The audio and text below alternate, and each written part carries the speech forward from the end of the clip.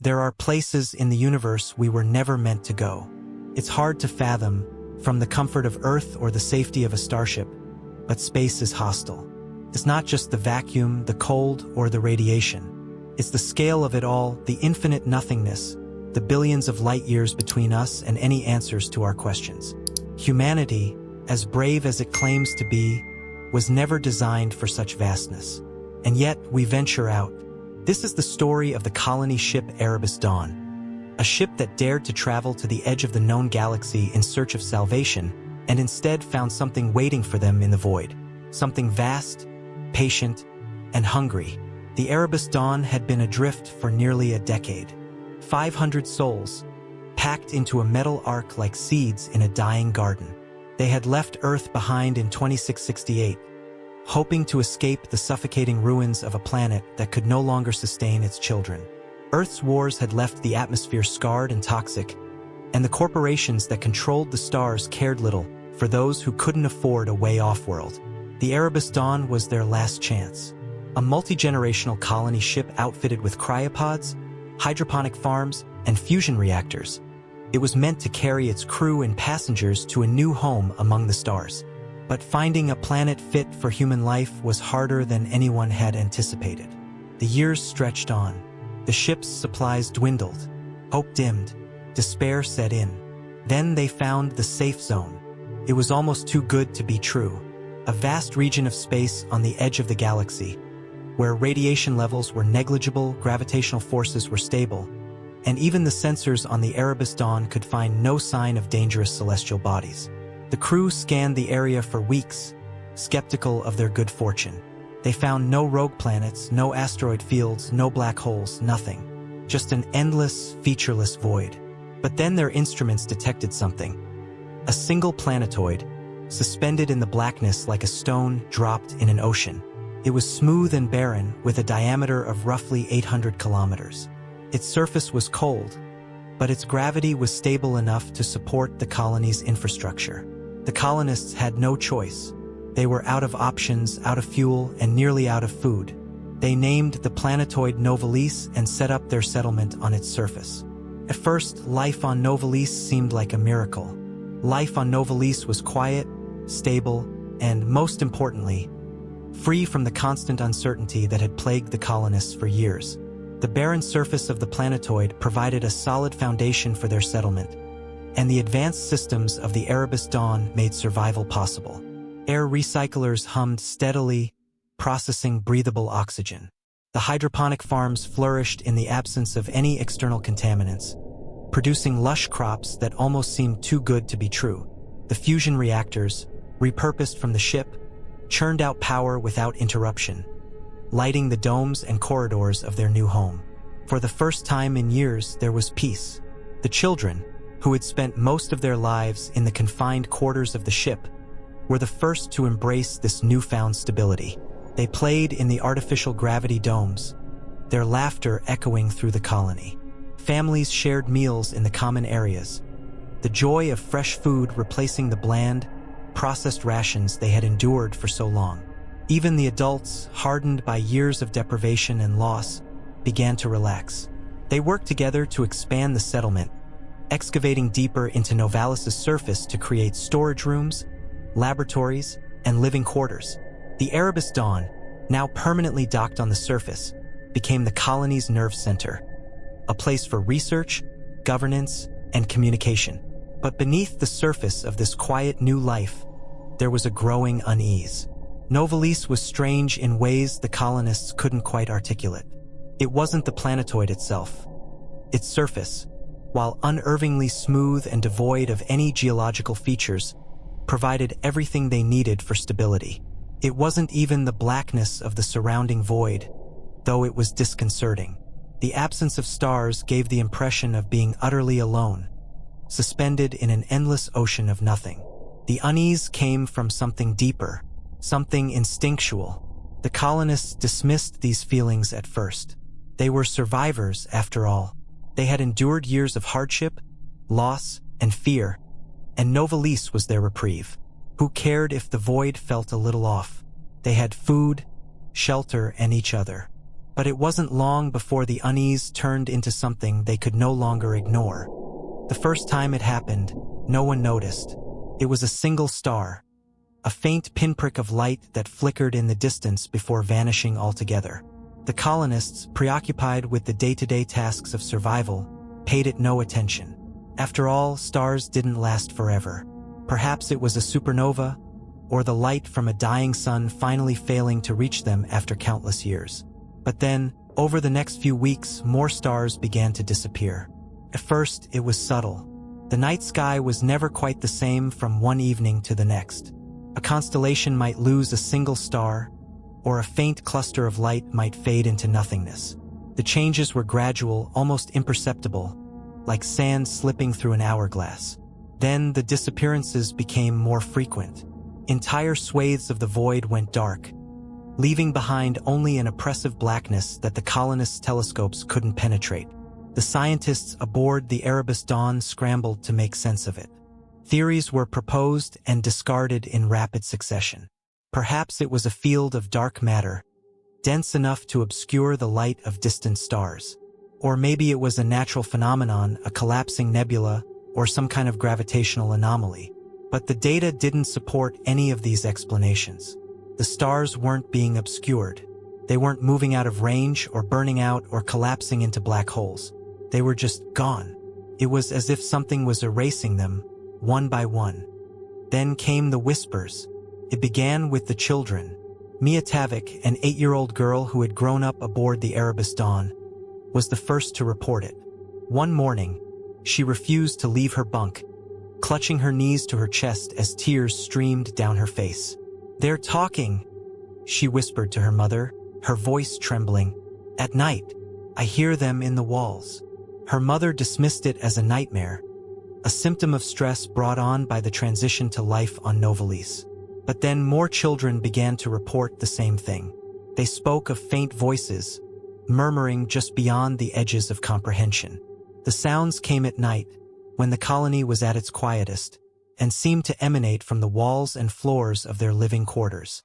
The adults were skeptical at first, but it wasn't long before they began hearing the whispers too. They were faint, so faint that it was easy to convince yourself they weren't real. A trick of the mind, the product of stress and isolation. But once you heard them, you couldn't unhear them. The voices were indistinct, their words impossible to decipher. But their tone was unmistakable. They were cold, distant, and alien, like a chorus of mournful winds drifting through a hollow void. Dr. Elena Hargrove, the colony's chief medical officer, was quick to dismiss the whispers as mass hysteria. "Stress," she said during a council meeting, her voice firm. "Prolonged isolation, combined with the psychological effects of the void, is not uncommon in situations like this. We're not used to an environment this empty, this unnatural." But deep down, even she didn't believe her own words. The whispers were real, and they were getting louder. Not long after the whispers began, the shadows arrived. They were fleeting at first, just faint shapes at the edge of your vision, gone the moment you turned your head. Colonists reported seeing them in their quarters, in the corridors, even in the hydroponic farms. "It's like someone's there, just watching," said James Thorne, one of the colony's engineers. "But when you try to look, there's nothing." Over time, the shadows grew bolder. People began seeing them head-on, vague, flickering forms that moved with unnatural grace. They had no faces, no discernible features, but their presence was undeniable, and they were always watching. The colonists tried to stay together, seeking safety in numbers. But no matter where they went, the shadows followed. At night, the whispers would rise to a deafening crescendo, and the shadows would press closer, surrounding the settlement like an encroaching tide. It wasn't long before the first colonist disappeared. It began with Richard Mendez, a security officer. He was part of the team assigned to patrol the outer perimeter of the colony. Armed with an energy rifle and a flashlight, he moved along the barren surface of Novalis, his boots crunching faintly on the smooth, glass-like ground. Richard was a skeptic by nature. He'd laughed off the whispers and dismissed the shadows as tricks of the light. But when the time came for his shift to end, Richard never returned. The next morning, his partner found his flashlight lying on the ground, its beam still cutting a narrow path through the empty dark. His rifle was there too, still charged. There were no footprints leading away from the spot where his equipment was found. No signs of a struggle. It was as if Richard had simply ceased to exist. The colonists were shaken, but Captain Elias Vren, leader of the Erebus Dawn, tried to keep them calm. "It's possible he wandered too far into the void," he said during an emergency meeting. "Or maybe he fell into some kind of hidden sinkhole. We'll organize a search." But no one found Richard, and he wasn't the last to vanish. A week later, Hannah Kirsch, a botanist, disappeared while working in the hydroponic farm. Her tools were still neatly laid out on the workstation, a pair of pruning shears resting on a pile of freshly clipped leaves. A half-eaten protein bar sat on the edge of the table, as if she'd stepped away for just a moment. But she never came back. Then it was Isaac Bell, a systems technician, and after him, Lydia Kell, one of the cooks. By the end of the second month, more than a dozen colonists were gone. Their disappearances followed the same pattern. No signs of struggle, no evidence of where they had gone. The colony security team combed every inch of the settlement, from the living quarters to the storage bays, but they found nothing. Nothing except the shadows. By now, the colonists were unraveling. Paranoia gripped the settlement like a sickness, spreading faster than the whispers or the shadows ever had. People locked themselves in their quarters, refusing to venture out except for food and water. Families who once clung together for comfort now kept their distance, afraid that even their loved ones might disappear. Sleep was no longer a refuge. The whispers grew louder at night, a rising chorus that seemed to pulse through the walls and floors. Some said they could feel the vibrations in their bones, a low, thrumming hum that never truly stopped. And the shadows, they were everywhere now. They appeared in the corners of rooms, in the reflections of windows and mirrors, in the narrow spaces between walls and furniture.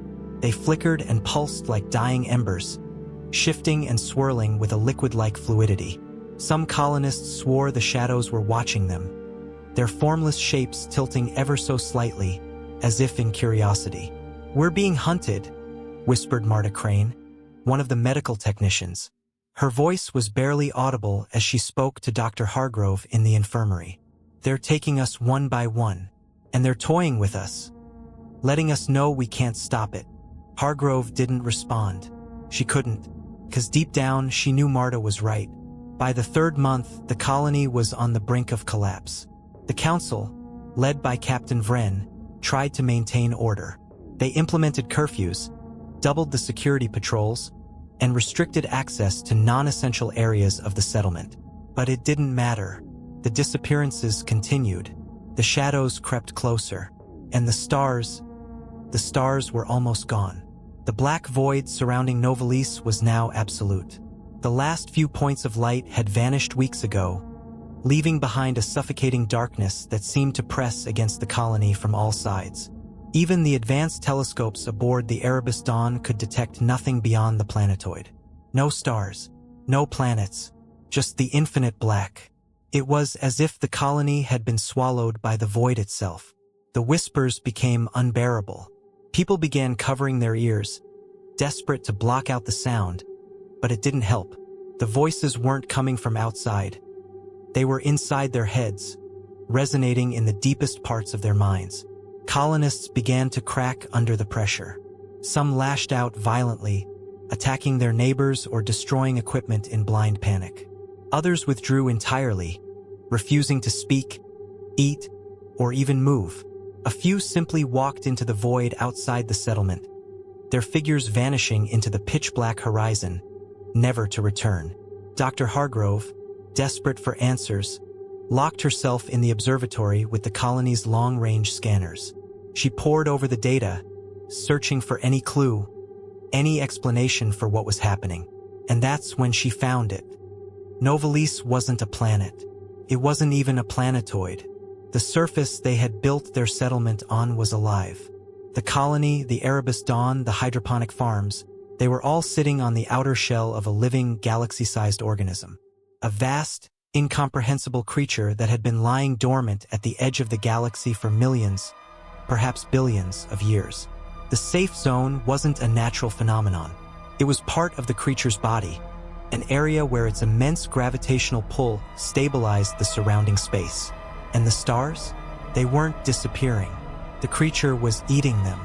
The long-range scanners picked up faint distortions in the surrounding void patterns that, when analyzed, revealed the slow but deliberate movements of something enormous. The creature was absorbing entire solar systems, consuming their light, their planets, their energy. And now it had found the colonists. The whispers weren't hallucinations. They were the creature's thoughts, pressing into the minds of its prey. The shadows weren't tricks of the light. They were tendrils of the creature's consciousness, probing and dissecting the intruders. The colonists weren't settlers. They were food.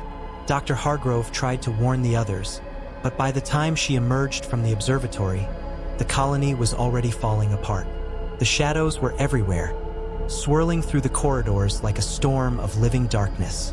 Captain Vren, rifle in hand, rallied the remaining colonists in the central command dome. "We'll fight," he said, though his voice trembled. "We'll hold out as long as we can." But there was no fighting it. The shadows closed in, their formless bodies shifting and writhing as they engulfed the colonists one by one. The whispers rose to a deafening roar, drowning out the screams as the people of Novalis were consumed.